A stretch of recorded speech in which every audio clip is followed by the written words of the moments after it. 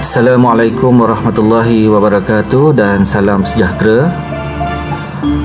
Pada kali ini saya akan share tutorial kaedah penggunaan sistem MyEasyCo yang akan kita cuba gunakan pada tahun 2022 bagi memudahkan urusan ataupun tugasan cikgu. Jadi pada saya, MyEasyCo satu sistem yang mesra pengguna dan kaedah penggunaan dia agak mudah, di mana cikgu tak perlu print out dan diserahkan kepada saya ataupun setiausaha sukan ataupun setiausaha co-curriculum. Cikgu cuma perlu masuk dan pendaftaran pelajar serta nyatakan laporan aktiviti dan upload gambar sebagai bukti perjumpaan. Okey, jadi untuk penggunaan MyEasyCo, cikgu perlu type myEasyCo.net ataupun saya telah share dalam grup Telegram URL untuk sistem ini. Jadi kalau cikgu buka saja Google Chrome, maka cikgu perlu type myEasyCo.net. Kemudian akan terpapar paparan macam ni, dan email ni adalah ID, kata laluan tu adalah password lah. Jadi email ni ataupun ID saya dah share dalam grup Telegram, maka cikgu perlu semak untuk unit masing-masing, dan nanti cikgu cuma type ID dan password yang telah saya kongsikan juga dalam grup Telegram. Okey, sesudahnya kalau kita contoh, saya ambil satu. Okey, terus log masuk, maka akan terpaparlah macam ni, di mana saya ambil contoh satu, iaitu kelab seni visual. Jadi cikgu cuma perlu pergi terus kepada unit co-curriculum, kemudian terpapar macam ni, dan untuk permulaan cikgu perlu klik pada bilangan pelajar. Okey, untuk bilangan pelajar ni adalah pendaftaran pelajar dalam unit co-curriculum cikgu. Okey, cikgu pilih tahun.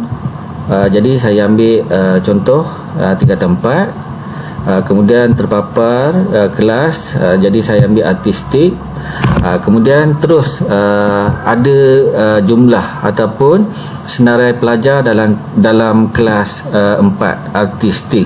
Jadi cikgu cuma highlightkan saja bilangan pelajar-pelajar untuk pendaftaran dalam unit cikgu.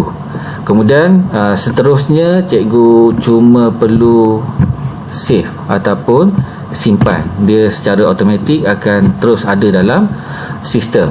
Itu adalah untuk pendaftaran keahlian pelajar-pelajar kita.